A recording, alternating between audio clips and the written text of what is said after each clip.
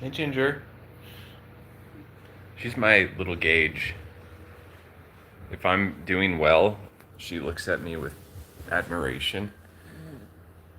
And if I'm not, or if I'm angry, she'll like shake. She really reads me. She watches me, she reads me, and she reacts to how I'm doing. I'm talking about my dog. I'm not talking about my girlfriend. Um, so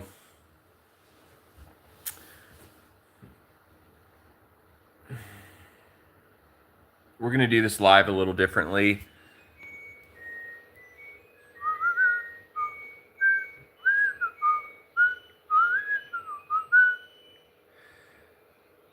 Laundry needs to be put in the dryer.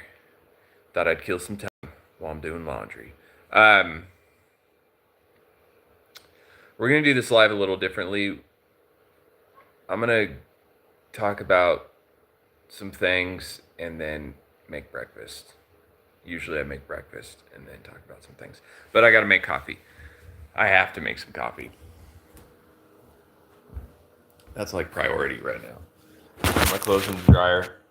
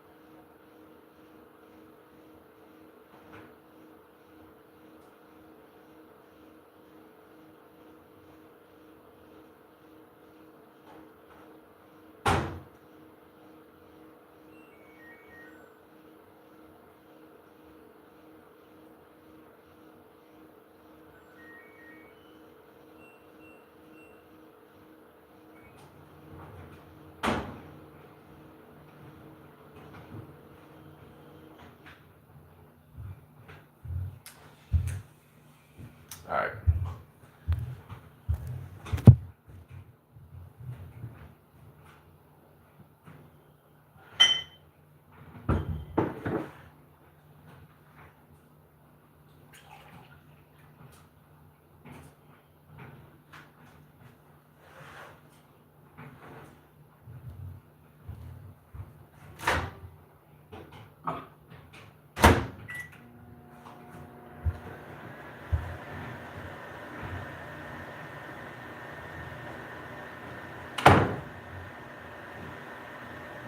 Shut the door to the laundry room.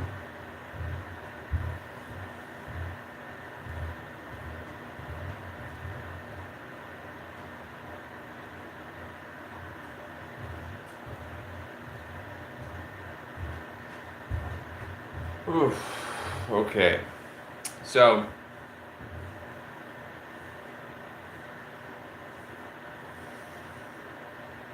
coffee.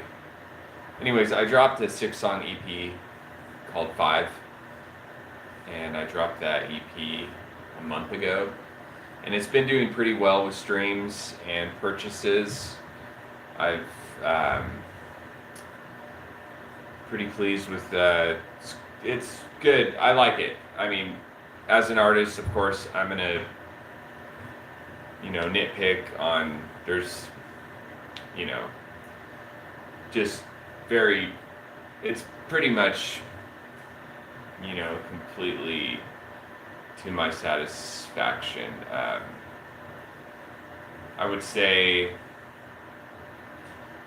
I like some songs more than others, for sure. Um, and it's pretty much completely there. So yeah, I'm happy with that um, group of published work. I'm definitely yeah. Five is good. Five is vibey. I've listened to it a few times in my truck, and like the Time of Flowers, Rocking Out, We Got Along, but Not for Long. I think those three are my favorite songs on the EP. And I like Inside and Out. I like the guitar work on Inside and Out. I feel like my vocals are, I don't know, a little.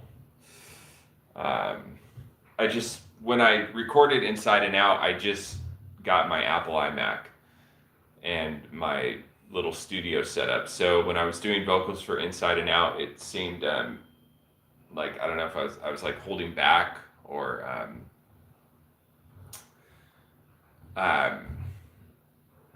yeah, it seemed like I was kind of singing like I was sitting in my room and I just got a microphone. That's exactly how I was singing that song. But I mean, it sounds all right. It sounds good.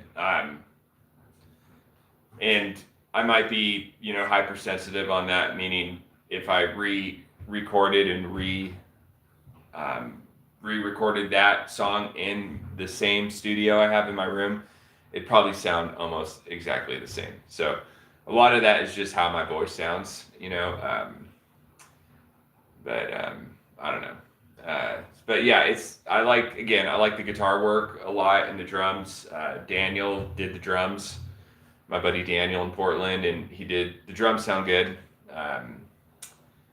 And it sounds good, he mixed it and, put it together. When I sent him that file, it sounded, well, you could hear the original Inside and Out with just what I did, it sounds, I don't know, just sounds like messy or something. But all right, I'm gonna get this coffee going.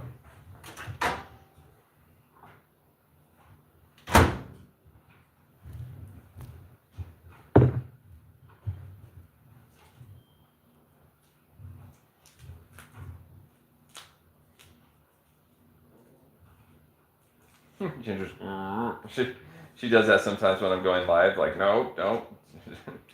She's like, okay. Oops.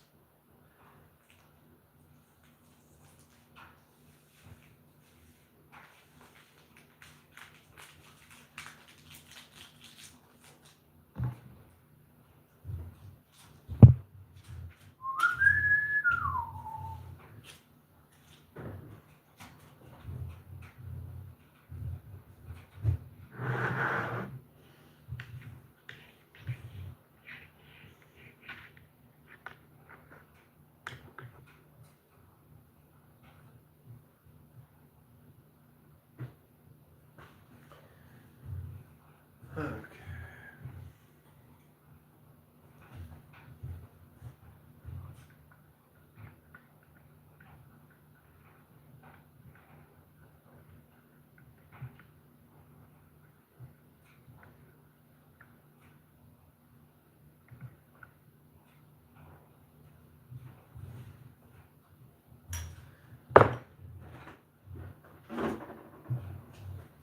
You know what?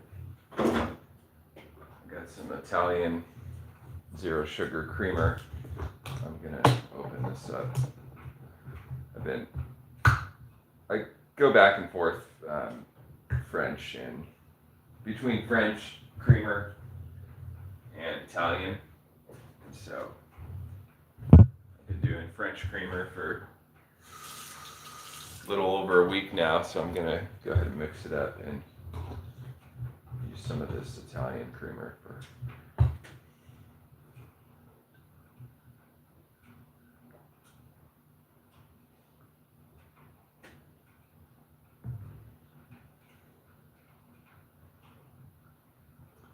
I still haven't gotten pods. I've just been liking the instant coffee. I just like the way it tastes.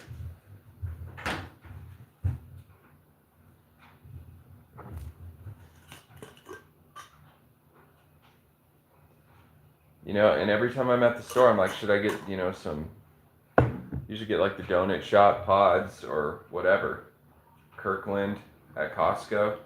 But I'm like, you know what? I like these instant coffee, specifically Nescaf. Taster's Choice.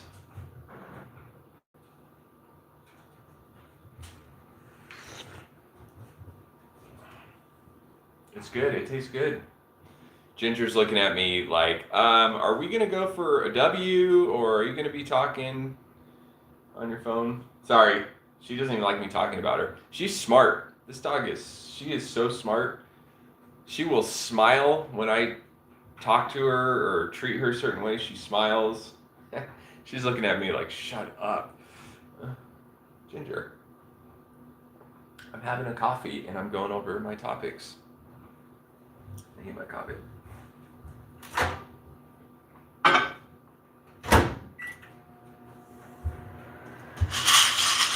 Vitamin D. I'm 41, and when you get to become 41, it's like you have to do 50 different things to leave the house. Back in the day, you just like throw on a shirt, like chug a beer real quick, you know, and you're off and running. Where when you get older, there's a lot to do before you leave the house. Vitamin D.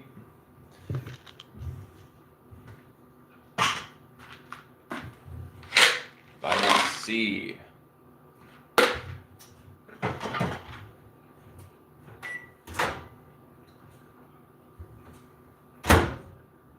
Sorry, Ginger, I know it's best friend's day. We are going to go for a W. I'm going to take her for a W later.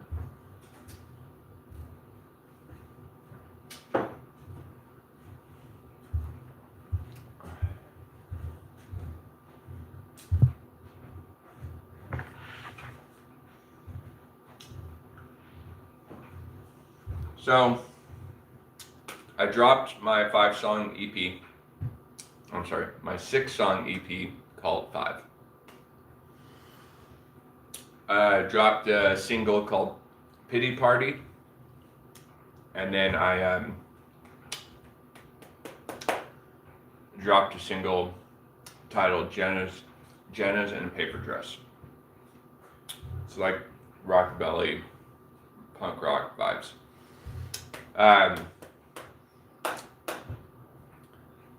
Jenna's in a Paper Dress is going to be on my 5-song EP I'm releasing October 14th. I got to clean up the ending of the song a little bit and fix some of the harmonies. So there's that 5-song EP on October 14th. I'll drop the title of that EP in probably a couple weeks. Or I think I'll be done recording all the 5 songs for this EP in 2 weeks. And I'll probably have an update on the title of the EP probably around 3 weeks. And I am going to have this EP available for pre-order. So if things go according to schedule, I should be able to have this next EP available for pre-order in a month.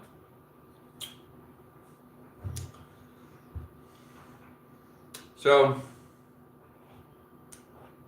I wrote this topic down funny.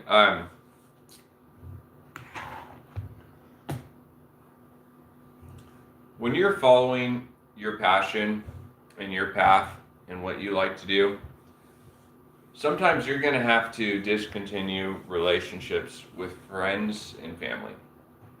People that you've known for a long time. And that's because they see you how they see you. They see you in your most, let's say, comfortable, non-progressive, sort of like they see you in your character defects version. Not your character defects version, but they don't see you how you want to become, basically. And let's be honest, most friends and family, they secretly don't want you to succeed in your out of the box pursuits. They want you down and out and comfortably part of their group conscience. And part of that is, you know, society keeping us in. We live in a social structure. People are pack animals. So when you're going along with the program and you're not taking risks and you're not doing anything weird, it basically makes them feel more comfortable about playing the game how it should be, or living life safe. Instead of, taking a risk and starting a new business, or deciding to be a content creator, or starting a band, or becoming a professional painter, an artist, a poet, a filmmaker, anything that puts you out there, makes you vulnerable, a far stretched achievement. Your friends and family don't want you to do that. They don't. And when you start actually doing that, you're going to have haters. They're going to be critical. And so a lot of times, like, there's friends and family that I have, and it's not like I don't like them, but I don't fuck with them. Meaning, a lot of times these people will kind of act nice a little bit, just so they could fuck with your shit. Like, oh, what's up? How you doing? Haven't seen you in a while. Oh, that's cool, you're doing music. Or, oh, that's cool, you're, traveling and making a documentary. Like, they act like they're interested in your or in your dreams. They act like they're interested, but really they're just getting in close to basically hurt you. Tell you you can't do it. They'll flip the script on you real quick. So when you are going for your dreams, you want to keep it private, or don't tell them about it, or just, I don't know, sometimes you got to cut off your friends and family. You got to cut off your friends and family because you can't let their reality you can't let their reality hinder your pursuits and achieving your dreams.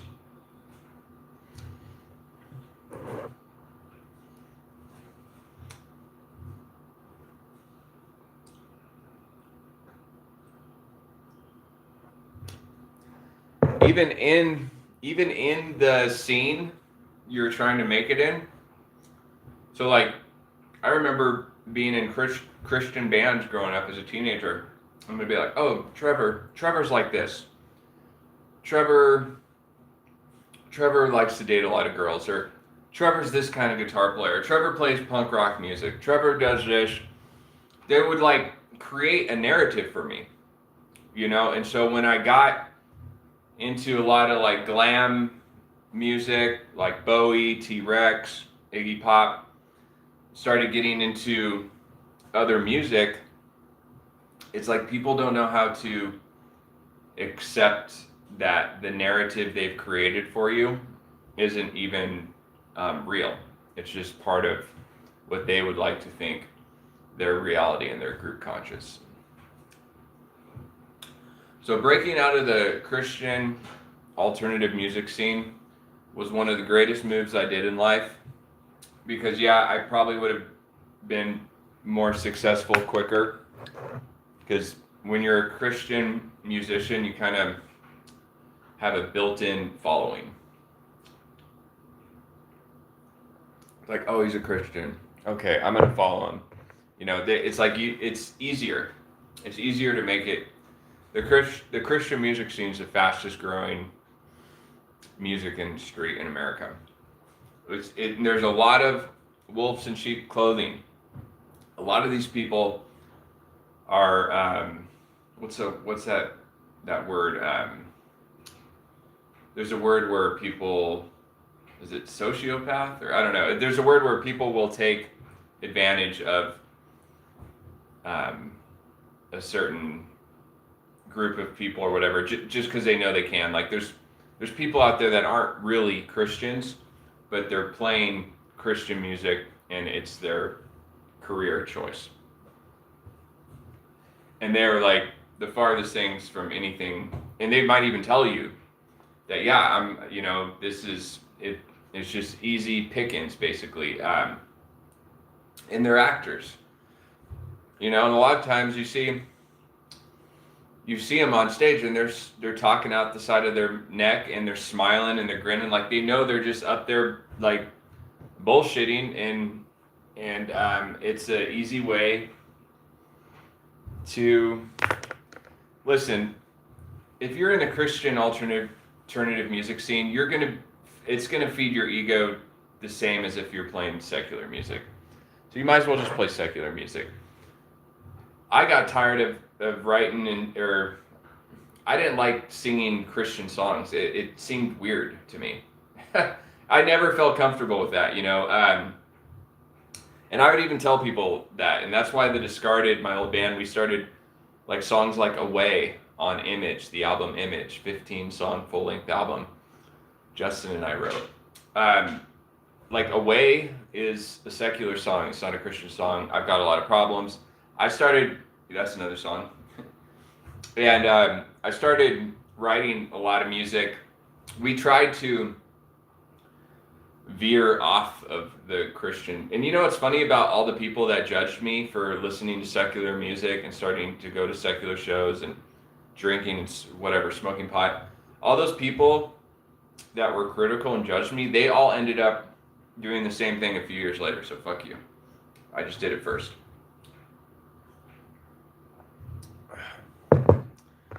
Okay, we're gonna knock out some of these religious topics first, because I'm gonna be honest with you, I'm 41, and yes, I did convert to Eastern Orthodoxy when I was 26 years old. I started, the process of converting, and it's either 26 or 27.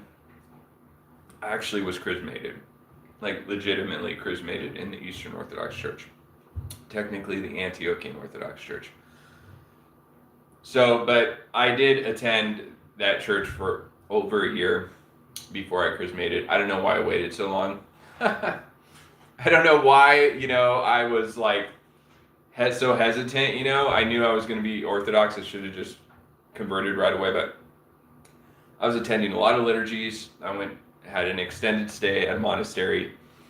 And when I look back and to think about that, I was at a kind of like a popular monastery in Northern California for converts and all Eastern Orthodox Christians around the world, because a famous author was buried there. So it's just, when I look back, I was at that monastery for 3 months and I never had communion once. It's just weird, after being Orthodox for a while, it just seems so strange that I was there for so long without taking sacrament. So, but anyways, great experience in life.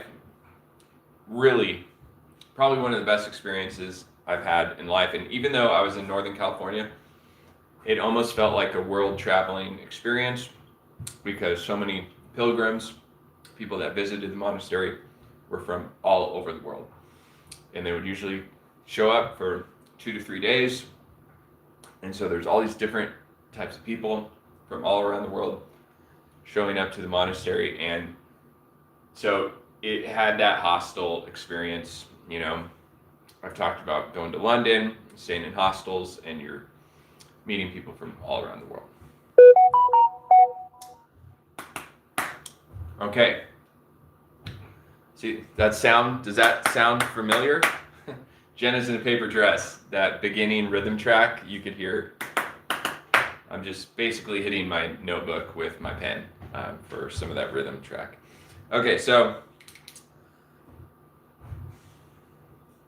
anyways, I'm going to be honest with you. I don't really go to church anymore. I'm not against orthodoxy, or I'm not. I just, you get older, and I just see orthodoxy as just another religion. I don't see it any better or different than any other religion, honestly.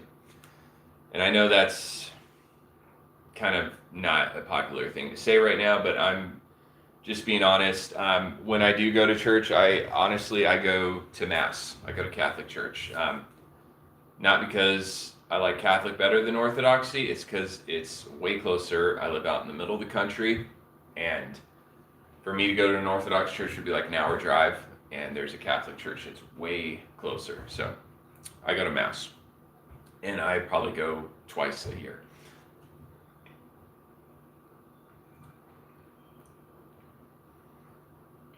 I inhaled, I was in California like a month ago, and I inhaled my vitamin C. I was talking to my uncle, we were just talking, and I breathed in, and I swear I went down like the wrong tube or something. And I was really having a hard time breathing, and it fucked me up, and he's all laughing and shit. I'm all, ah. Anyways, okay, so I just look at, I don't know, I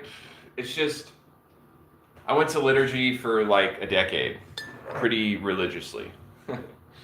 And it's just, to be honest, your life will not get better or worse if you go to any kind of church. It doesn't. And I look at a lot of churches as just like I don't know, they just seem like cults, All churches and groups just seem weird. Like, the older I get, I get it, and I know each church has a different frequency, and I'm very into, like, I believe I'm aware, and I always say that I think the Orthodox Church has more of an angelic vibe, if you will, and the Catholic Church has more of like an organic, earthy vibe. So if I attend Orthodox liturgy, I feel more spiritual, maybe, like it's more of like a soul experience. And a Catholic church is more of a mental experience, like a heart, earth, more of like a grounding. It seems like I'm more like connected with this realm or reality when I go to a Catholic church. That's just how I experience those two different religions. And Catholic and Orthodox, people are saying like they're coming together. I don't know if that's going to happen, but you could almost say they're two members in a band. They're two different people in the same band. And there's always going to be, even though being in a band is like being in a little cult, and it's like the kind of the closest brotherhood you could have is being in a band with someone, because you're spending a lot of time with them, you're doing the arts, you're playing music. It's a real bond, it's probably the closest bond you could have with someone that's being in a band. But there's always that little thought in the back of your mind: is this person going to rip me off, or are they going to leave, or there's always a little slight competition, and in a good way too, like a healthy competition, but also, it's kind of like being in a gang. You have to be good in the band, or you will not make it in the band. You have to continue to put in to keep it going. And but there's a little I don't know, again, it's like being in a gang. Being in a band is like being in a gang. And I feel like the Catholic and the Orthodox Church, they're different entities, but they're kind of, they're together, but there's always that little bit of, I'm going to one up you, kind of fuck you, like, a little bit of that. Just a little bit of that. Like in any relationship. Even when you have a girlfriend, you're like, God, I fucking hate you, bitch, like, fuck you, But you love them at the same time. It's similar, I think, to that.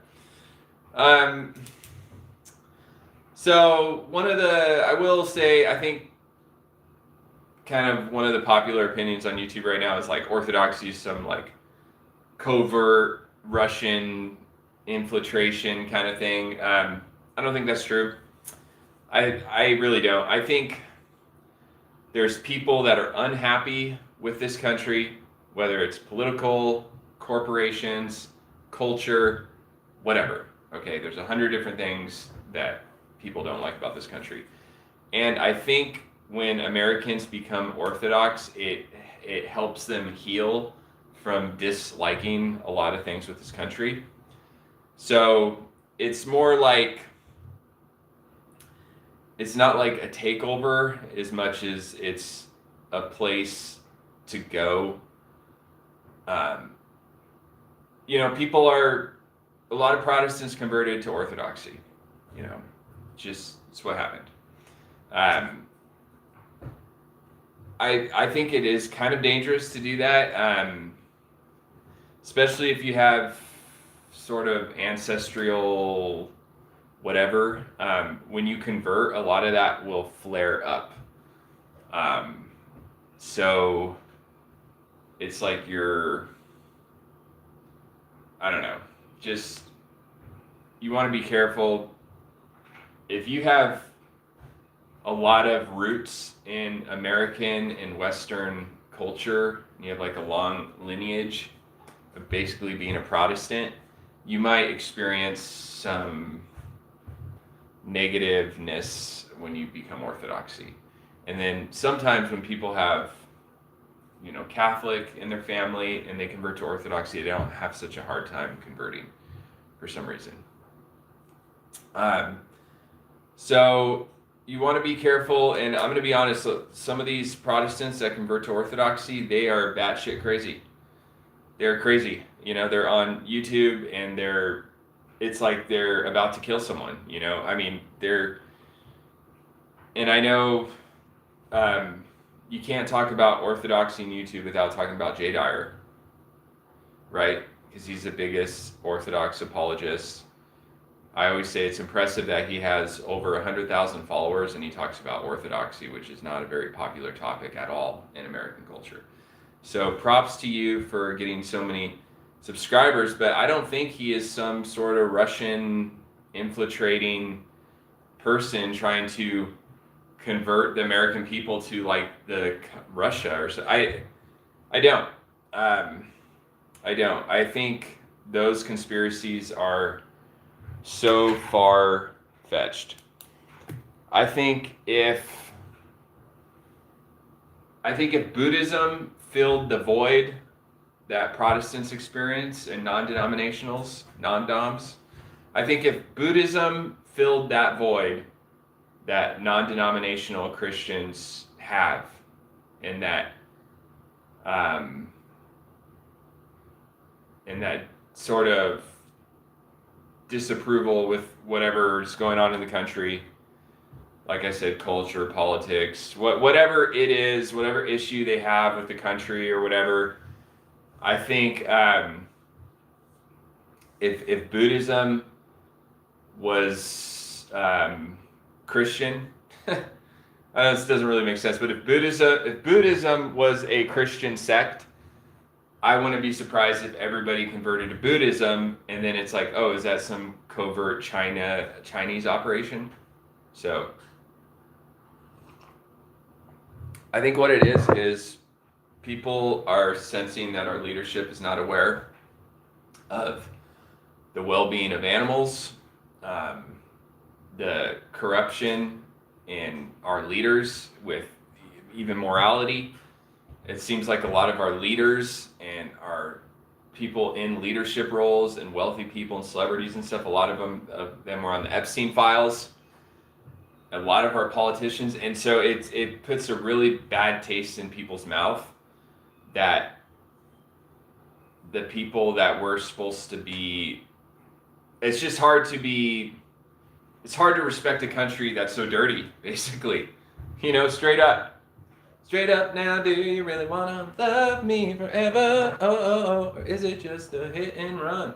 Yeah, it's hard to respect the authority figures in this country when they're so fucking dirty. And it's like one thing after another. And it's not like, oh, there was a corrupt police department in the 60s in Chicago. No, it's like fucking COVID, this vaccine hoax or whatever that, they shut down the entire country and so many people lost their houses and their jobs and their businesses shut down. And it was a huge cash grab, just like how the gas prices went up with the so-called war in the Middle East. It seems like these elites are dirty and they're shady and they're doing these cash grabs, and then when the everyday person commits like a little crime, they throw the book at them. When they're doing these like crazy, almost unbelievable crimes, and so again it goes to that satanic ideology I was talking about in my last live. It's like these people literally think like might is right. So if I'm, if my intel and my weapons and I'm powerful enough and I'm, violent enough or whatever, then, and I could, get away with something, they think then it's okay. They have this sort of weird pagan satanic mindset of, and I saw this the other day on Instagram that it's true, is that the government law people are basically using the law to commit crimes. Come on. I mean, think about it. Why don't you think they arrest drug dealers? They know who all the drug dealers are. It's so obvious with cell phones. They can see everything. They're not idiots, so the dispensaries or whatever drug dealers, they let them build up their money for 5-6 years till they got, $500,000 or $1 million in cash and in jewels or whatever, jewelry, firearms, and then they take all their shit. They just fucking take it all. Do you think they just burn the money? Do you think they just throw away the guns? No, they eventually will probably give them to the CIA, and then they, sell them to fucking terrorists. I don't know. It's just dirty. Anyways, it's dirty. Nobody could really, nobody. Yeah, there's some people like Jay Dyer and stuff that try to like actually go through documents and see like, look, this is actually dirty, and like, but nobody could really prove anything. It's just people aren't dumb. People know when something isn't right, and it seems like there's something not right with this country. It seems like there has been something not right in this country for a really long time. Whether you think it's like Kabbalah, Israeli cults, or whatever. And that's why a lot of people are converting to Orthodoxy, because Eastern Orthodoxy has a pretty clean record. If Orthodoxy gets big enough, they'll try to demonize the church in some way. And that's why there's a lot of YouTubers now that are like, for so long it was like, don't be Catholic no matter what. No matter what you do, don't be Catholic. If they're evil, they're all the mafia or whatever. And now that Orthodoxy is, these churches are like overflowing with converts. All of a sudden now, the Protestants are like, don't be Orthodox Christian either. That's demonic too, But I notice a lot of people pointing the finger. I feel like people that are pointing the finger, they're doing, it's always the people that are trying to, I don't know I don't want to say it wrong, but it's like all the people that are saying people from Israel are, eating babies and like raping teenagers or whatever. It seems like the people that are randomly pointing the finger and accusing people of those things, I feel like they're the ones that either want to do that or are doing that or are thinking about it. But why would you think about some fucking sick shit like that? And why would you accuse, people or a culture of doing stuff like that when there's no evidence or any, I don't think Jewish people, especially in this country, I've never been to Israel. I don't know if there's a Kabbalah cult over there somehow pulling the strings of everything here. I'm not saying that's not happening. I don't know, but I'm just saying Jewish people here, I mean, they're not, I don't think they're up to no good. I really don't. And when you have these so-called white supremacist people that are just like randomly accusing people of these horrible things, I feel like they're like almost dirty or guilty of doing those things. Right? Does that kind of make sense? You know, you have, it's like when some guy randomly starts talking about how he's gonna like go beat up like dudes dating teenagers and shit. It's like, dude, what are you fucking talking about? Like, you're just, you know, you're just violent and you're a fucking pervert. And that's when I hear the hero trying to save the world, I feel like they're the dirty perverts. And when Orthodox Christians are like, oh, you can't do yoga, you know, it improves blood flow to your brain and helps your ligaments and your tendons, and it makes you a healthier, better, more operative, aware person. Don't do yoga, it's demonic. It makes me feel like they're demonic. You know, it's very simple shit. When you're pointing the finger, 3 fingers are pointing back at you. Like, why are you so obsessed with finding out who is demonic? You know, that makes you look demonic. And you have like 9 dead people hanging on your wall, pictures of them, and you're, you know, bowing to them and praying to people that lived 900 years ago and shit. It just makes you look fucking insane. Double insane. You know, you're pointing the finger randomly and you look fucking insane. And this is how a lot of people that I think are anti-Jewish, they look insane and they sound insane, and I think Semite people are anybody that's, you know, Hebrew or Arabic. So, you know, really Muslims, a lot of Muslims are Arabic, and Hebrews, they're like close cousins. So Semite people are basically just saying Middle Eastern people, and Middle Eastern people are great. Persian people are my favorite. I love Persian food, I love Persian culture, and I think Arabic people are great too. So I think it's funny how all this finger pointing is happening in America. And we it seems like we're the dirtiest, sickest, least moral country there is, but yet somehow we're obsessed with making content and pointing the finger and telling everybody that they're like sick fucking psycho freaks, when it seems like all that shit is coming from here anyways. So I don't know why people keep bringing up all this like negative shit. You know, hear no evil, speak no evil, see no evil. You know, you shouldn't even be really talking about anything that is so horrible, because if there is entities feeding off negative energy, you shedding the light on everything is in a way feeding the darkness. That's my close. Close are done. I think I'm gonna heat up my coffee. All right, let's talk shit on influencers for like 20 minutes. Woo! Yeah!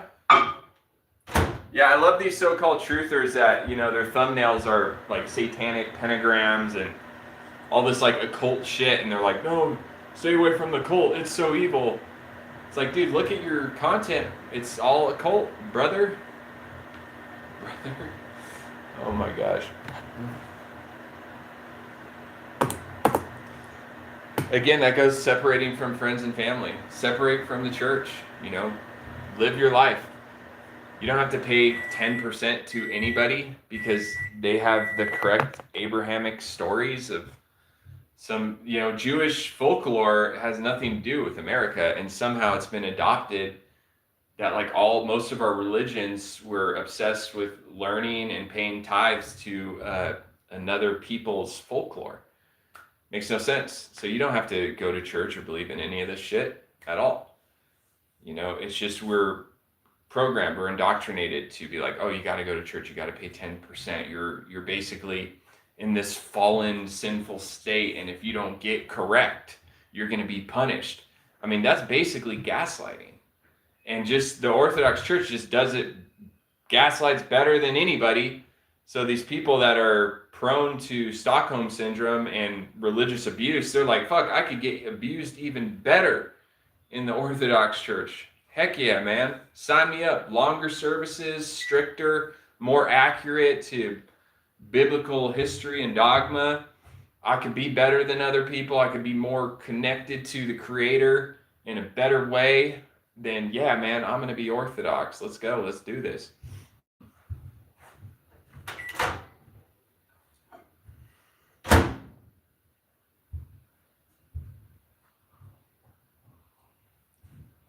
So, yeah, like I said, the older I get, it's like the less I want anything to do with any religion or group at all. It's just you get older and you realize that you don't have to do any of that shit, and none of it's probably even that true. Anyways, talking about religion. So today I am working on drums. Today I'm working on drums, and I am recording a 5-song EP that's dropping October 14th. What's up, Isabel? Hey, all right, welcome. Glad you're here. I'm dropping a 5-song EP October 14th. And so basically I record music in my room. I have a little studio in there. So I'm going to be doing drums today. Programming drums. And this song I used to play in my band in my early 20s. So I've played this song a lot. And so I'm thinking it's going to be pretty fun to record this song. So Jenna's in a Paper Dress will be on this 5-song EP, and Take It All Back will be on this 5-song EP. And I just have to redo some of that stuff. Okay, so Jenna's in a paper dress. Jenna's in a paper dress. You know, that song just came to me. I wrote that song in 5 minutes. I wrote Jenna's in a Paper Dress in 5 minutes. It just seemed like the right thing to do. It doesn't really mean anything. It's not like some esoteric meaning. I just thought of a country singer girl in a paper dress. I don't know why. I thought of like a paper dress. And then kind of created this like character that was like this touring country girl that had this like pink guitar and had this, sort of this like southern kind of country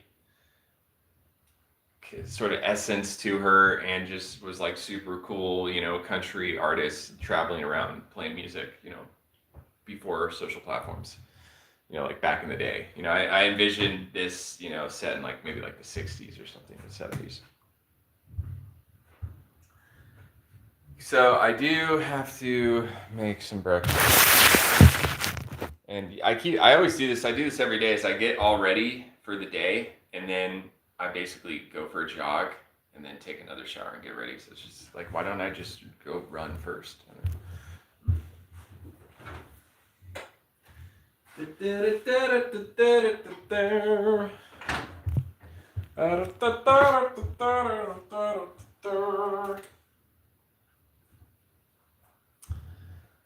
So, man, I'm so happy with, I think 5 came out good. I like dark country. I like dark country, but I'm glad I titled it Dark Country, because it's I don't want to say it's negative, but it's kind of, songs like Laugh and Mars and Sun are obviously instrumentals, but it has, what it is about Dark Country is it reminds me of the party days, it just has this like negative kind of drug vibe a little bit. But I think my favorite song on, my 2 favorite songs on Dark Country are Priest and Apostate and Orange Night. So those are, by far my favorite songs. Yeah, Orange Night and Priest and Apostate are, I feel like 100%, I like those songs, but like every other song on the album, I could, find something wrong about it, or something that I don't like about,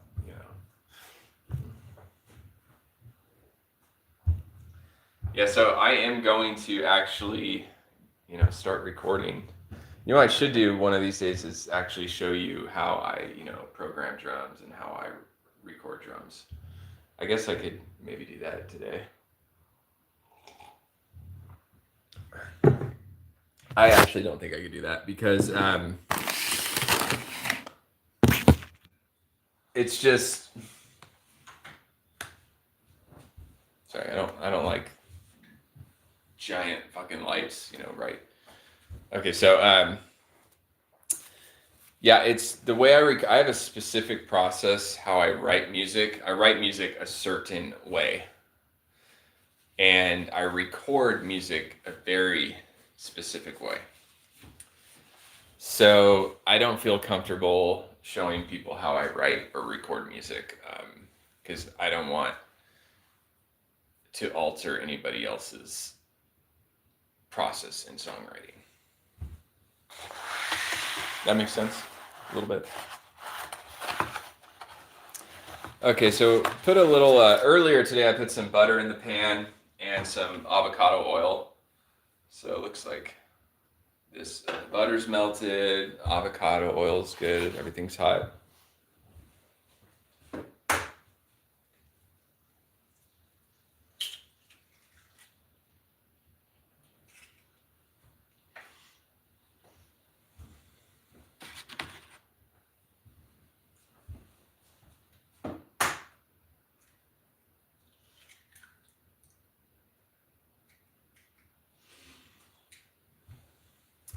Yeah, so I do have to work tonight.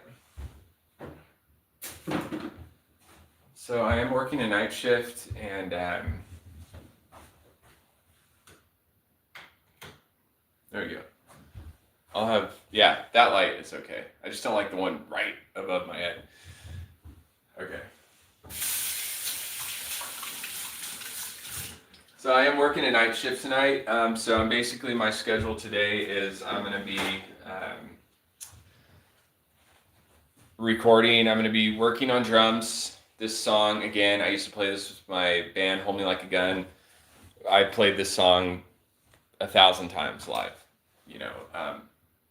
played the song so many times. So I like recording songs that I played a lot in my band because I have the drums, the bass, the guitar. It's like riding a bicycle. It's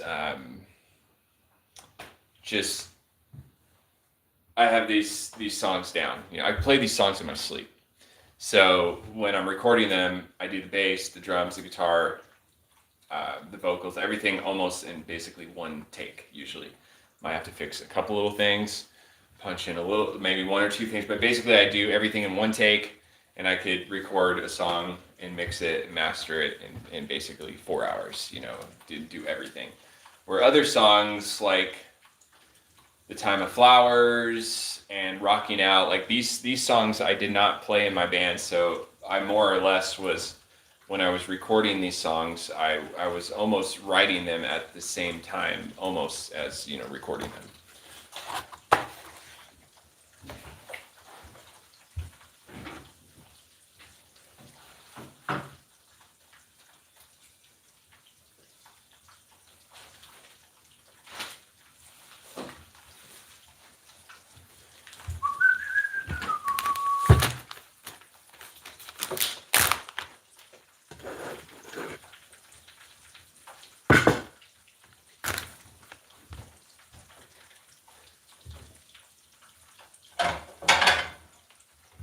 Yeah, I'm excited to do drums for this track I'm talking about because these drums are like this. The riff is just so bluesy. It's got very much a Led Zeppelin vibe, majorly, and so the drums kind of have a lot of that Led Zeppelin flair.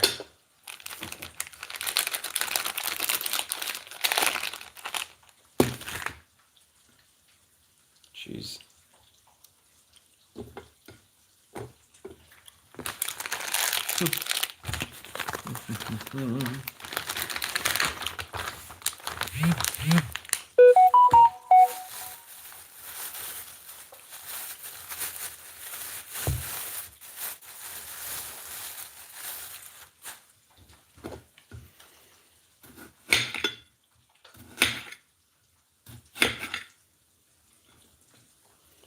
Tomatoes.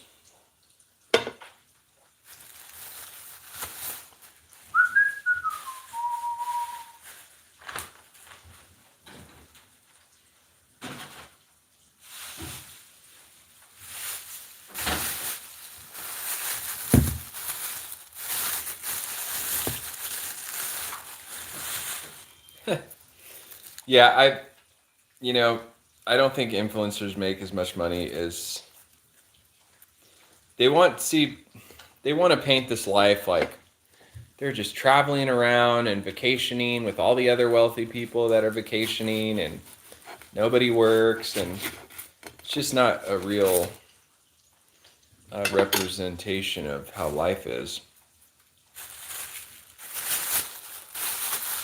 It's like you're hanging around a bunch of people that actually work and have careers, and you just happen to be around them while they're maybe taking a week off work, and you're acting like you're just right there with them in life when really you don't work, you don't have a job, you're basically a brand whore, and you're trying to create this alternate reality for everybody so everybody could think you're just, living the dream.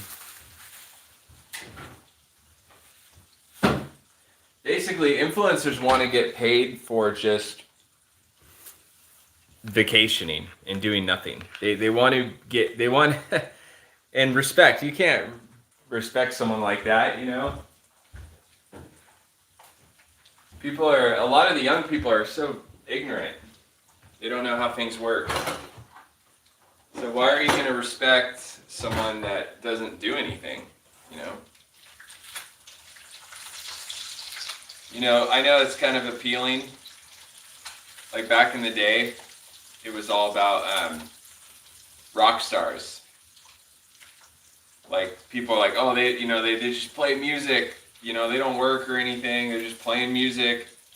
But being in a band is a lot of work.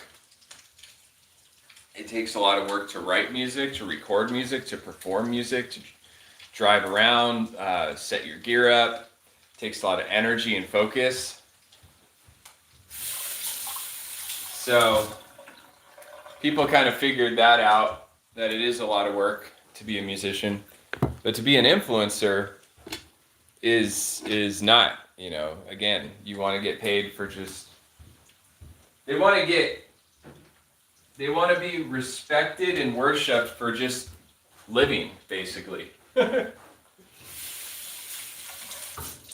And so then that's why they're always, they don't say anything political or offensive. They're very general. They become these sort of faceless puppets to social platforms, and everybody's like, oh, they're so reserved and they're so reserved and classy when really they're people that have never done anything in life, or they've never even experienced life. I think influencers don't make that much money. That's why they're always coming out with stupid videos, and they're always trying to push brands and start t-shirt brands and clothing companies because they're bullshit people. Okay, so let's go ahead and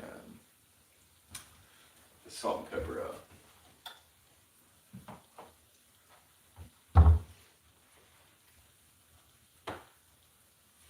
I mean, talk about being held hostage to the group conscience. You're basically living off the handouts.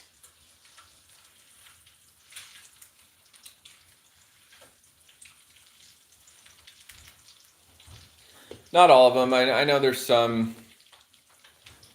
I don't know. It's just guys like Joe Rogan. I respect him because he did Fear Factor, which was entertaining, and he's a martial artist. He's a fucking black belt. He did martial art training. But you can't just sit around and say you read books and you have a understanding of philosophy and expect to be rewarded for just reading books and being a conservative, reserved person, and you want to be, rewarded for that.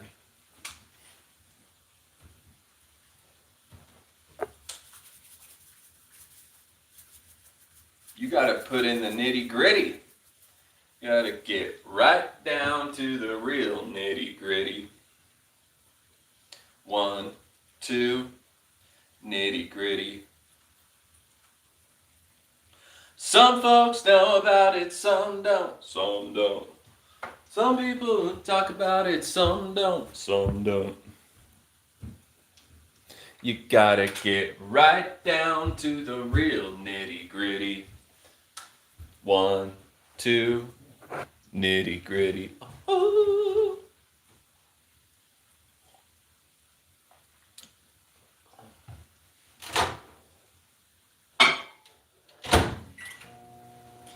You know what I love about influencers is the fact that 10 years ago, and I've said this a bunch of times, 10 years ago there was only maybe, 1,000, big influencers. But they're making less and less money because now there's so many more influencers now. Everybody's a little fucking influencer. So these mega companies, they were giving you $5,000 to push their brand and their corporations. Now you're getting $1,500, $2,000.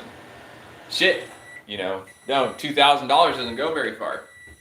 That fucking car payment, some bills. All of a sudden you need to push some other bullshit. Like a fucking monkey on a balancing string. You're a fucking monkey on a balancing string. What did you just call me? I said you're a monkey on a balancing string. Fuck you. I got fucking 3 million followers, bitch. Oh my gosh. Okay. I's be making my breakfast. I's be making my breakfast. 1, 2. Here we go. Watch this. Throwing some onions. Watch this tomato. Now I'm gonna saute. Speaking of, look at it. It's Mickey Mouse.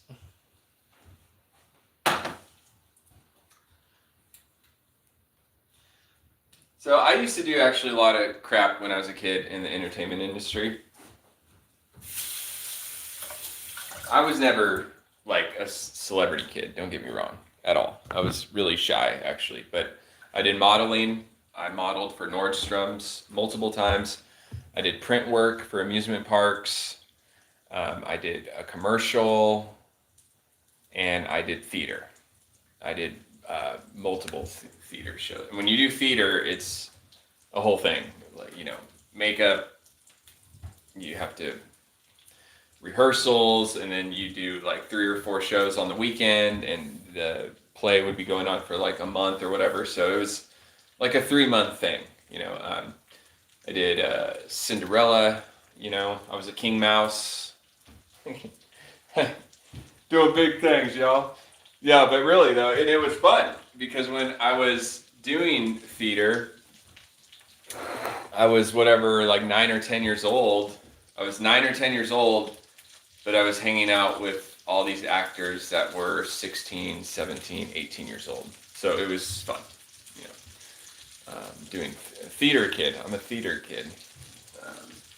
You go to like after parties and we'd be hanging out in the jacuzzi, and I'm like 10 or 11 years old hanging out with fucking like 16, 17 years old, and all the girls were like so nice and stuff. So it was fun. It's a good vibe. The acting world is good. It's all good vibes. You have to have 100% good, energy basically.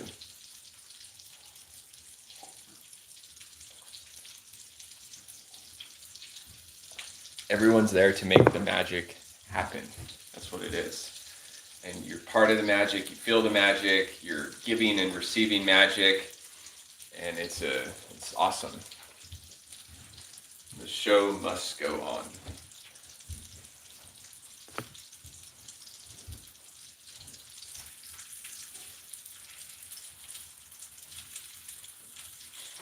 Yeah, I'm excited to do some drums right now. I was working on the drum track last night, and so I really have a good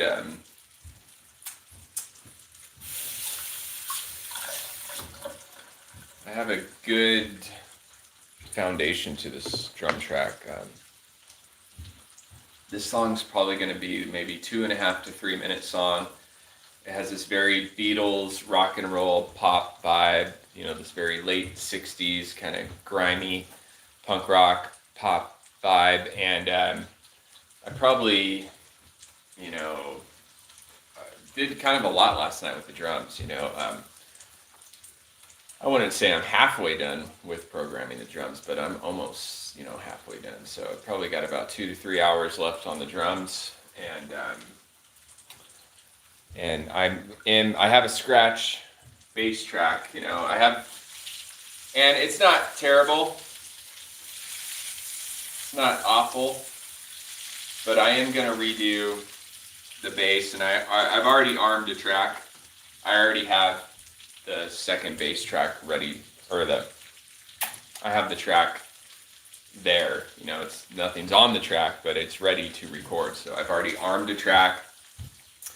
I have my scratch bass track, so I'm going to basically redo the bass, and then it's probably take me 2 or 3 days to have the bass and the drums 1000% put together, and then the fun part, you know, which is the whipped cream and the cherry on top. And that's, you know, the guitar is the easiest thing for me to record. I usually do guitar in one take.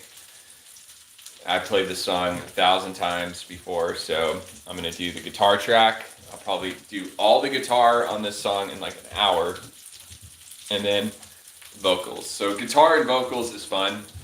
The bass and drums, it feels like work, because the bass and drums has to be perfect.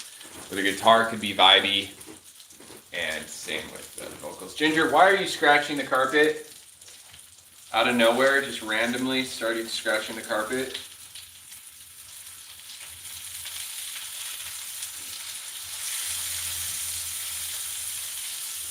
Oh, I love me some onions, boy. Saute those onions up for me. I'm gonna saute you up onions.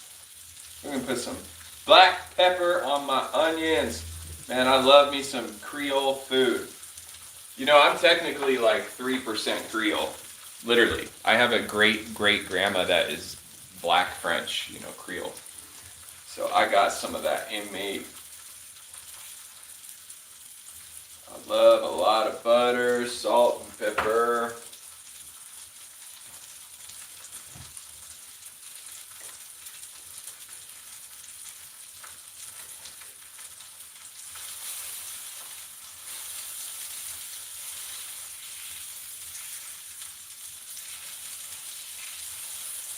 Ooh, boy.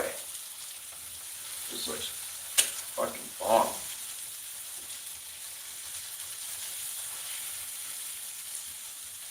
Oh, yeah. Perfect, perfect. Yeah, you know, I love to make a breakfast.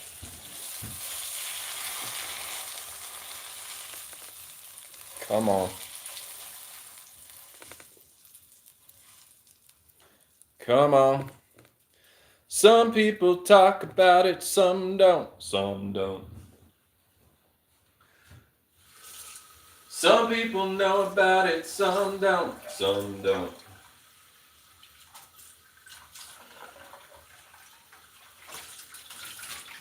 I'm gonna get right down to the real nitty gritty.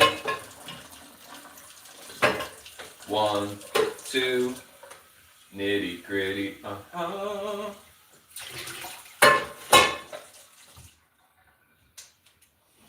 All right, let's check it out. Let's look at it. I'm gonna flip this camera around. Oh my goodness. Just simple tomato, onion, cheese. Oh, look at the cheese. It's just like perfect melty. It's not like super melty. It still has some texture. There it is. Now, I wouldn't say this is a breakfast of champions. I wouldn't say that, but this is a nice little tasty breakfast to get me going in the studio and get me going on some drums. Feel me? There's that fan on.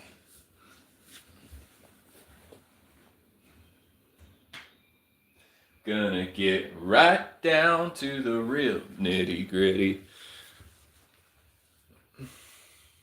Some folks know about it, some don't, some don't. I just love that song. That song puts me in such a good mood. Okay, here we go.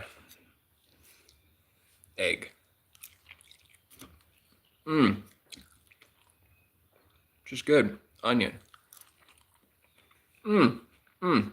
Caramelized. Just right. There we go.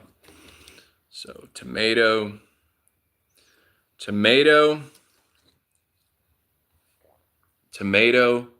cheese, onion, egg, all sauteed with avocado, oil, and butter.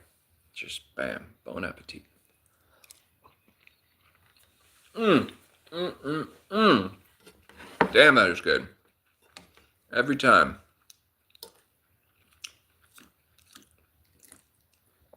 That is really good. Oh my goodness. Put a little onion on that bad boy. Look at that. Look at that right there. Let's see if we can get this one. Big bite.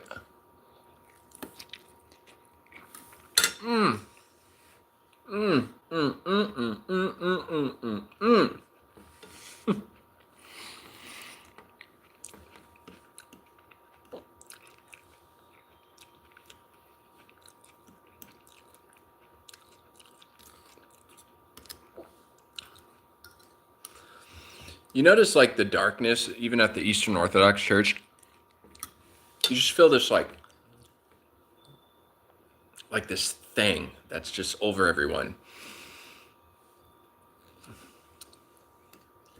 And not just Orthodoxy, you know, really every religion you go, every church you go to, you just feel this presence. And I'm not sure I don't think that that God is like a good God, really. Like fucking pain and punishment.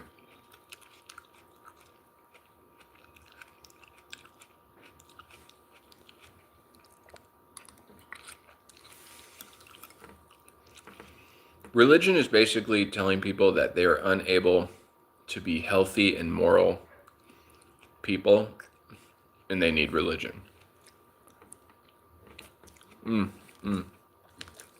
Those tomatoes, come on.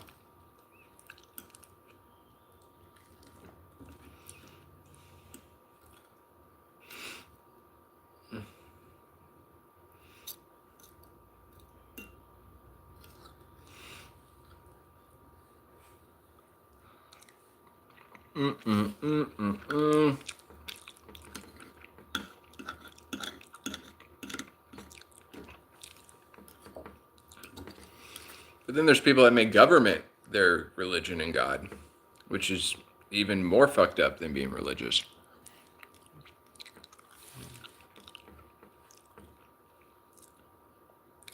I guess I'm a little bit of an anarchist.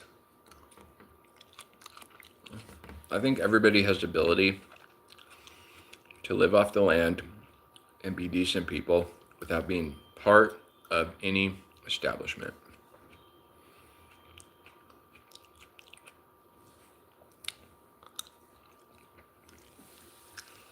Ownership mentality.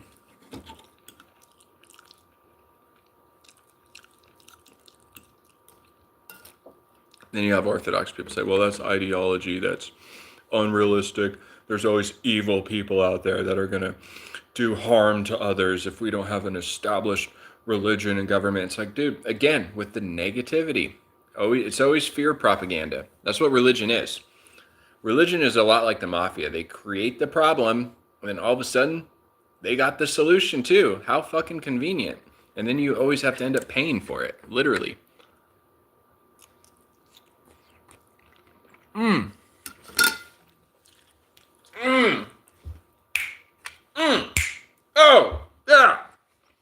it's so good. Oh my God.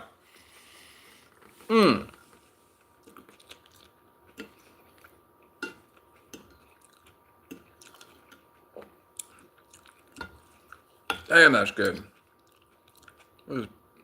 Little round onion. I don't know how I'm gonna eat this onion. There we go. I'm just gonna eat this onion straight up. Straight up now, dude.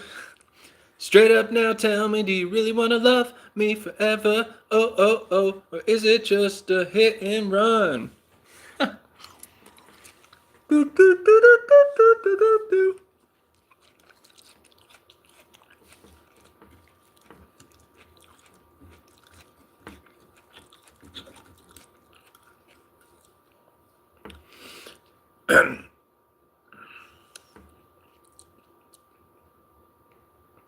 Straight up now, tell me, do you really wanna love me forever? Oh, oh, oh. Or is it just a hit and run?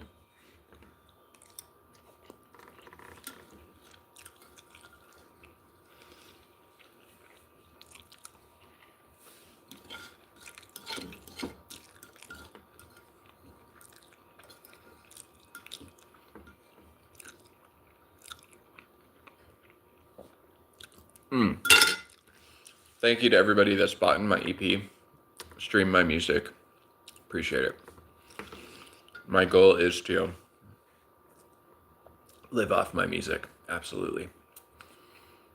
I'm not gonna be up here being like, oh, this is just pure passion, man. I'm not interested in anything financial. I'm just an artist and I'm gonna feed the homeless and shit. It's like, no, I'm trying to make as much money as possible off my art, and I hope in return that when you listen to my music, it makes your day that much better. Okay.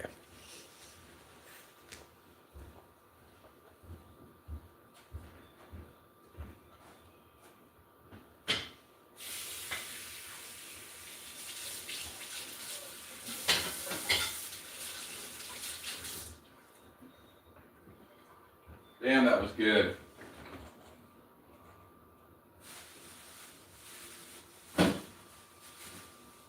See, when you're older, when you're 41, you gotta, spend an hour just making breakfast. Shit. When you're 25, you just look like grab a Dos Equis and, pound a quick beer, just pound a brew, and then you're off and running. No, hell no. When you get older, you gotta, take your vitamins, have breakfast.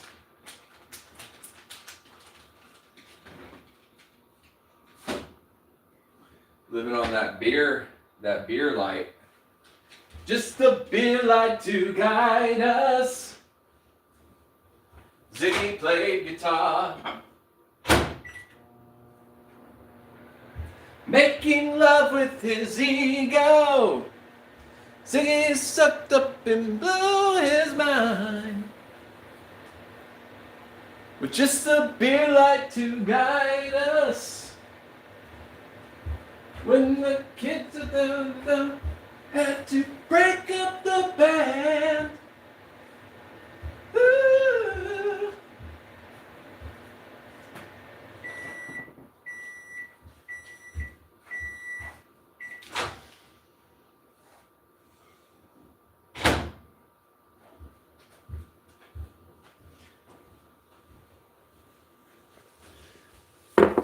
It's crazy when you be on YouTube, right?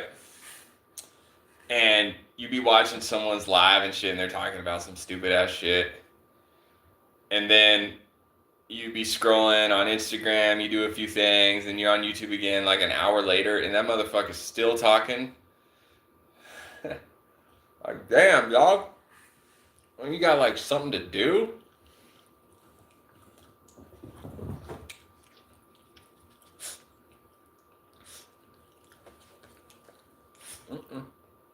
This is my cheese.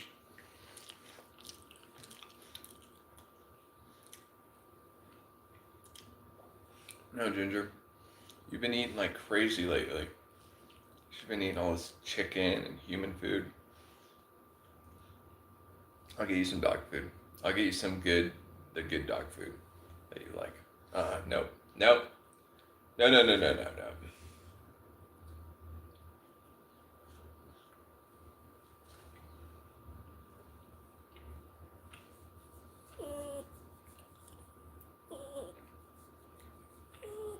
Mm-hmm. Okay. I'm gonna get you some good food right now. Just give me a second.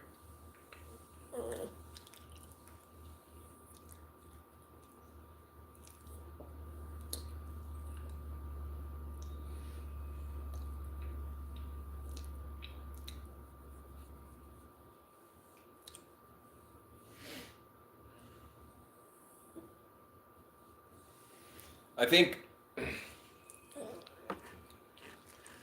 the religions that last the longest are the ones that are cultural. Because it's not just the folklore, it's the culture and the family. Um, that's why you have Greek Orthodoxy that's been going on for, you know, almost 2,000 years. All of a sudden, it's not just the biblical religious messages. It's, Greek dance, baklava. It's the Greek culture. It's assimilated in their culture and Protestants, they have that to an extent. I mean, we had like Easter. Like Easter was a thing when I was growing up. That was like Easter was a big deal. It seemed like a holiday, and now Easter, come on, man. It's like, I don't even know if families are really doing Easter anymore. But, and Protestants, like, again, back in the day, you didn't choose your religion was chosen for you. Example, it was a demographic thing. If you're born in Scotland, you're Presbyterian. Depending on what part of Germany you were born in, you were either Lutheran, Catholic. You're born in Italy, Catholic. So countries were usually one or the other, and so the culture became intertwined with the religion, the demographic. In America, we've somehow structured this country to be, the religion is basically a secular, group conscious, more or less, is the religion. Meaning you could be as much Russian Orthodox as you want, or fucking whatever. You could be whatever religion you want, but ultimately it's the government and the secular group conscious that seems to be the cultural tie or whatever. Like, keep your religion to yourself. Like, don't really talk about your ethnic religion. It's weird. It's just that's how. And it ultimately was a setup to have basically Satanism be the religion of this country. Because all of a sudden now, the only thing that is, as far as religion goes, the only thing that's acceptable in a secular setting would be like talking about like Thelema or like esoteric Egyptian magic or whatever. Like, for somehow that's okay to talk about. But when you get into a specific, especially like a European Christian religion, like in a public school or for whatever reason, that you can't talk about that. That's something that makes people uncomfortable. But if you want to talk about fucking numerology in ancient Egypt, it's all of a sudden everyone's like, yeah, let's get into that. Let's really dive into that. That's a great topic, And a lot of that is because our founding fathers, mostly Protestant Christians, were really Freemasons. So they were really subject to a completely different religion. So you have a lot of people, a lot of Republicans, Protestants be like, well, this is a Christian country. Our founding fathers were Christian. It's like, dude, they were Freemasons. They were not Christians. They were of a Masonic religion, which is why the group conscience in this country is Masonic. Now, okay, you're going to have people go, it's a Luciferian country or whatever. Whatever. I don't think it's as much, I don't think it's really a Luciferian country as much as it is a secular, it's more, yeah, whatever Masonry is, it seems like, humanism, we're all human, speculative science is huge in the school system. It seems like speculative science, anything not Catholic or Christian, anything. You want to play Dungeons and Dragons? You want to work on dirt bikes? Do fucking something with your life, dude, instead of like praying to dead people for fucking 6 hours a day. That's what this country, that's America right there. It's like, do literally anything else except praying to dead people. Okay? That's weird. Okay, that's just weird. Okay, I don't care how you explain it. You're like, this is the religion of our forefathers. I don't fucking care what you say. It's weird. It's kind of cool. It's kind of mystical. It's like kind of mystical and it's got a vibe and stuff, but it's just not the group conscious, if you will, in America for whatever reason. I have icons. I got Saint Xenia there. I love my Saint Xenia icon. I got, Mother Mary right there. I got a couple icons. Okay, I think I have a little Saint Nectarius in the kitchen somewhere, but I'm not. I don't have my icon wall. Okay, I'm past that now. I've been Orthodox long enough where you wouldn't really know I was Orthodox unless you look closely. Okay, I don't have my prayer rug out and my fucking icon wall and my altar and shit, like trying to conjure up the dead spirits to fucking kill everyone that's against Orthodoxy. I'm not there, okay? I'm just normal Orthodox. I converted so long ago, I am now cradle Orthodox. I have become a full-bred Orthodox, which basically means I'm just a secular person that goes to liturgy twice a year. So I could just fucking look at everybody and hate on everyone for like an hour and just look at all these fucking weirdos, sick fucking converts, creeps, and then I go home and just carry on with my life.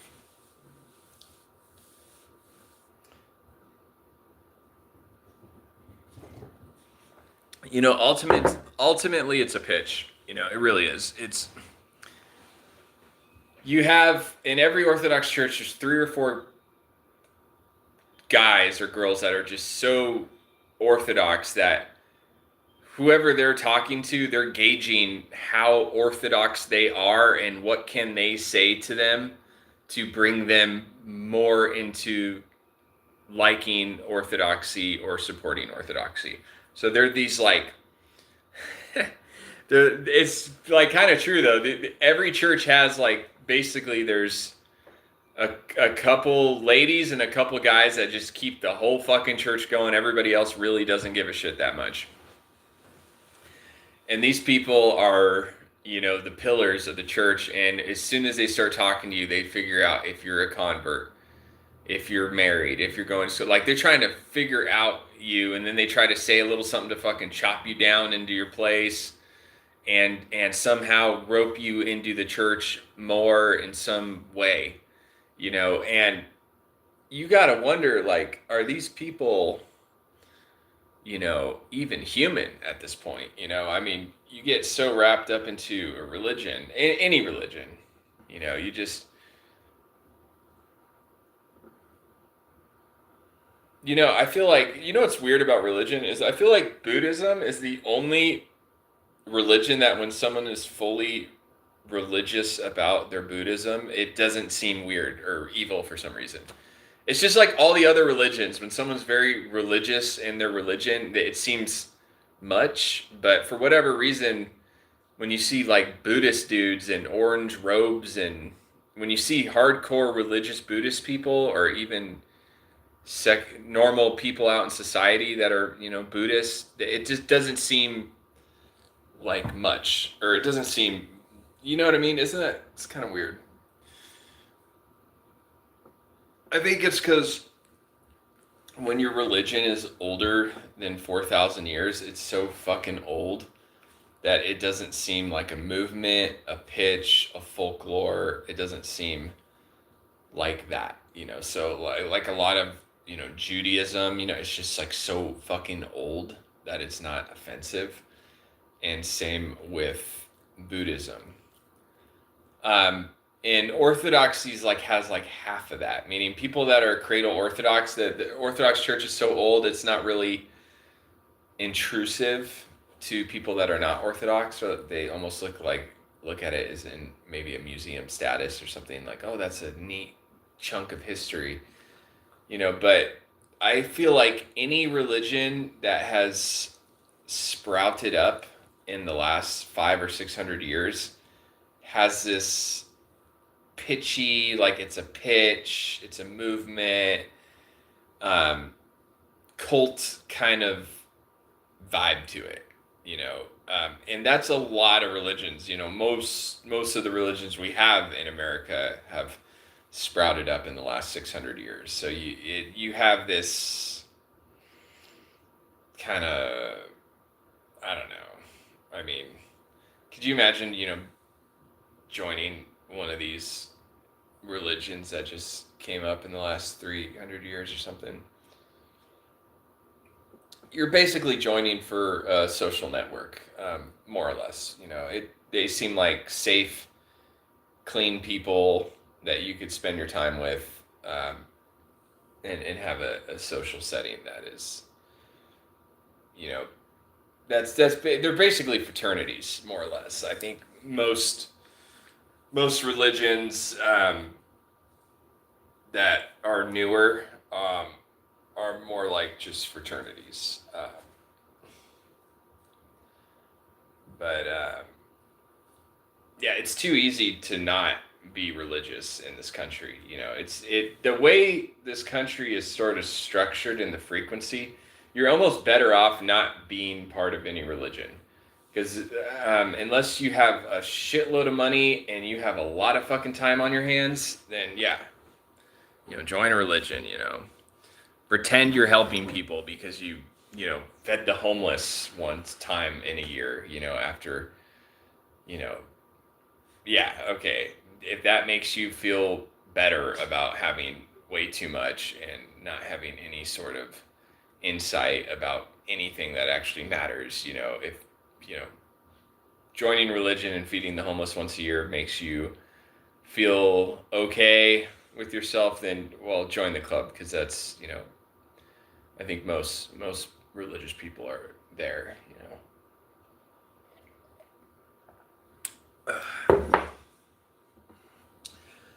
Okay. I'm going to work on music.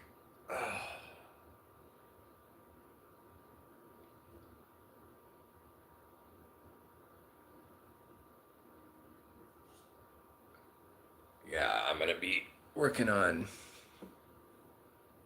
this song. It's going to be pretty great. Well, thanks again for the commenter, the girl that commented, the girl that commented it. Thank you to the girl that commented it. She said she's new. I'm new too. I'm new to this day. This day is brand new to me. I've never lived in this day before.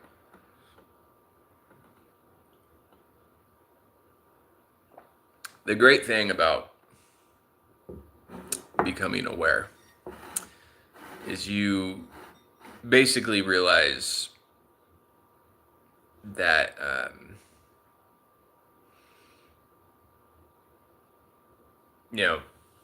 don't want to quote Anton LaVey. Yeah, I'm gonna end this live with the Anton LaVey quote. No, but he said in his song, the Satanic Anthem, he said that a lot of these religions, we just don't need them anymore, and he's kind of right. Not I'm not trying to be negative. I think, Satanism is practically just negativity, for the most part. I mean, maybe to some it could be, but we don't need religions anymore. I mean, the advancements in technology and the understanding of things, it's, religions were basically social structures to survive, and now we don't need religions anymore. The song says we don't need them anymore, and it's like I was listening to that song a week ago, and I've heard that song before, and it's true. And I think that's what I'm trying to say with orthodoxy and all religion is I just don't need the church anymore. I don't need I don't get anything out of it. It doesn't pay my bills. It doesn't help me in any way.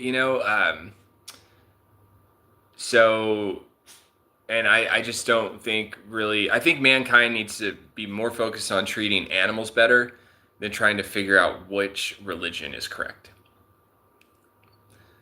I think if you have any kind of heart and soul, and if you have any connection with God and whatever, I feel like if you're really spiritual, then I think treating animals better should be way higher on the priority list than trying to figure out which religion everybody should fall into.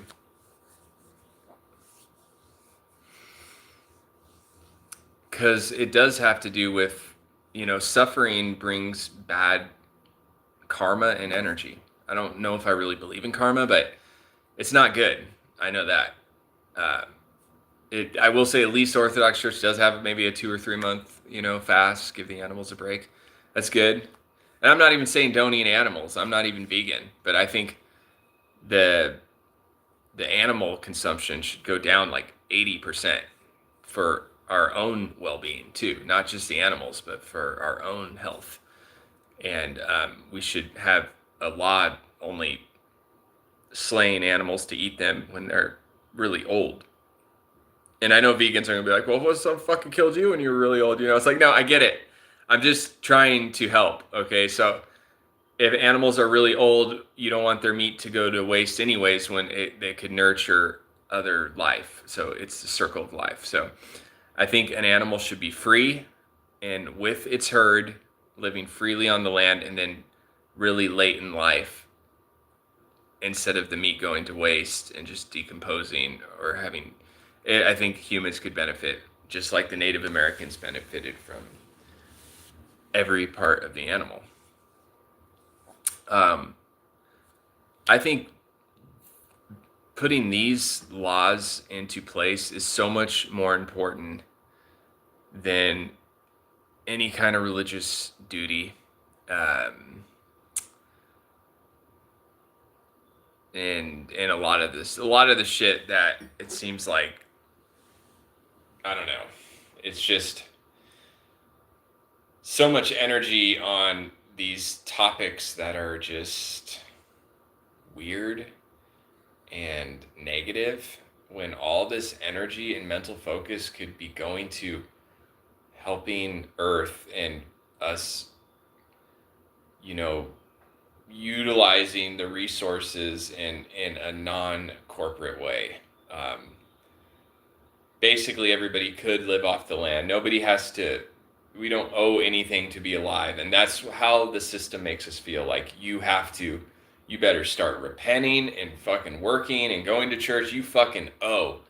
You're a piece of shit, and you fucking owe. You better shape up. You better pay the taxes. You better eat the processed food. You better go to church and beg, motherfucker. We have this, like, everybody feels like they're obligated to go along with the system and the religions. It's the double-headed bird, it's like the religion is one head and the government's the other head. And I'm not sure any side of that is good, or like Anton LaVey says, like, we don't need them anymore. It's like, man, he was probably on a good one when he wrote that line. It's just, that's one thing I do appreciate about just straight up Satanism is just the brass tacks of it, just the pure honesty of it. Um, Seeing establishments and religion as what they are, you know, stupid and oppressive, and to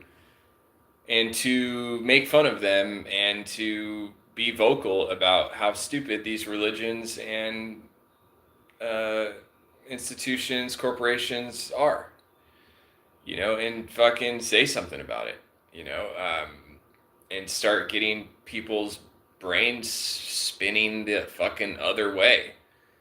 Um, you know, how is yoga and meditating and stretching bad for you? These things are actually really good for your health, your mind. Yoga and stretching is actually good for you and benefits you. How is doing that on Sunday bad, but going and begging for forgiveness and giving money to people and believing in folklore, how is that good? That's okay, but doing yoga is horrible. You know, it's just, to me, that doesn't make sense at all. Hey, Ginger. She's like, brother, are you done? Yes. Oh, she's just relaxing. She's so cute. She's so sweet.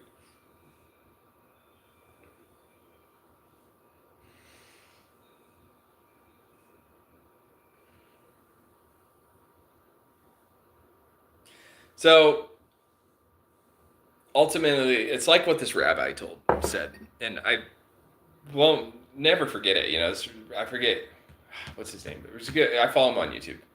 Good rabbi, says a lot of good things, but he says ultimately with this whole religious debates and Islam, Muslim, and Catholicism, all this like debates and drama. He says ultimately it's just whoever says it better. That's who people side with.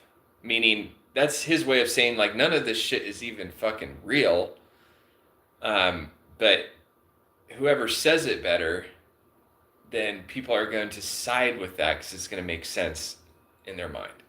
And this is kind of like Jay Dyer. You know, he's an Orthodox apologist, and it's not just Jay Dyer. There's that priest. Forget his name, but he's kind of There's like 3 or 4 priests on YouTube that are pretty good. Father Traham, you know, he's a good priest. I know he definitely goes against the popular opinion, and I want to say Father Peter. I don't know, but the guy he's like Greek or Arabic or something. He's got kind of like a thin beard. He's from California. He's pretty good. Father Moses, you know, he's like kind of alpha male priest. Father Spiridum, he's kind of like out of this world priest, but yeah, he's got this like he's been a monk so long he's like not even in our frequency, you know. Okay, so anyways, there's a lot of Orthodox apologists on YouTube, but ultimately the reason people are converting to Orthodoxy is because what the group conscious is in America doesn't make sense, and it seems dirty. Um, and Orthodoxy, they're saying it better. You know, I don't think Orthodoxy, I don't know if it's that much better than Catholicism or any Protestant church or Judaism or Muslim or Buddhism. I'm not saying Orthodoxy is a better religion. I'm just saying that these people are saying it better. They're pitching it better, just like the rabbi says, whoever says it better. And ultimately, you know, that's Ginger's looking at me. That's like whoever gets the girl. You know, all guys are more or less have around the same amount of money. They're physically more or less the same capable. So who gets the girl? Whoever says it better. Whoever convinces the female to date them. It's getting in their mind and making them trust you. Intellectualness, meaning it's, you know, it's a girl could easily be wooed by a guy that has not as good as a physique, not as much money, you know. If this guy pitches himself, if he says it better, like the rabbi says, the girl's going to feel confident, you know, being with him if he speaks her language, so to speak. So that's how it is with religion. That's how it is with sales, with relationships. It's, words you could say are spell casting. So whoever says it better will have the popular vote. This is politics. It's not who's the better person. It's not who has a better agenda. It's who do people like more. That's it. That's what it comes down to. Who do people like more? And we got to start judging people off what they do, not what they say. Maybe. I don't know. Okay, so now I'm just making shit up. I'm just fucking making shit up now. Look at her. She's such a lush. If I sat her, she would literally sit. She would lay like that for hours if I just sat her. You are such a lush, Ginger. I love it. I love it. Oh my god, I love it.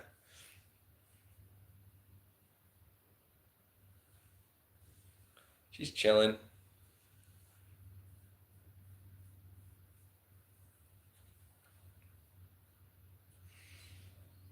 Now, I do believe in miracles. I believe in happenings that are unexplainable, and they happen all the time, especially in Catholic Orthodox Church and probably other religions too. I believe in miracles and I believe in happenings, but I think these miracles and happenings happen not because of the religion, but it's a sort of like a divine intervention from the spiritual world or from heaven or whatever, another realm. Well, however you want to explain it, it's a divine intervention. But I don't know if it's necessarily because of the religion, because it's obviously individual. So if it was because of the religion, it would happen to everybody all the fucking time. But for whatever reason, some people have a sort of connection or a divine favor, and it seems like only specific individuals have these happenings and these miracles that happen to them and around them, to people they know. So it's the person, and that person just happens to be part of that religion. Where I think a lot of these saints and stuff, I think if they were never even Orthodox, they probably would still have a lot of this stuff happen to them.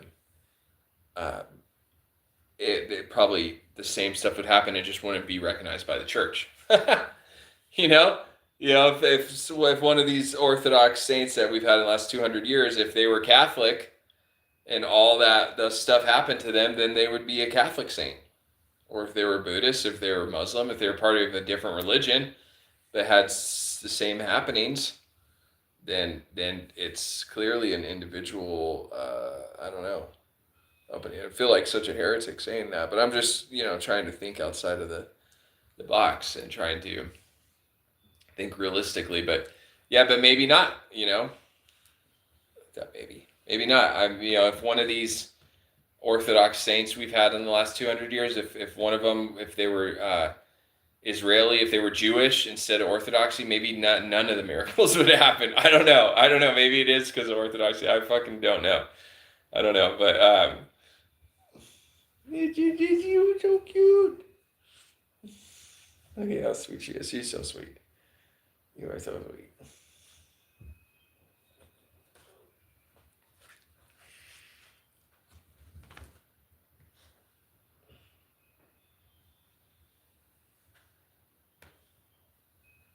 All right, I'm going to work on my song. Y'all have a good one. You take care.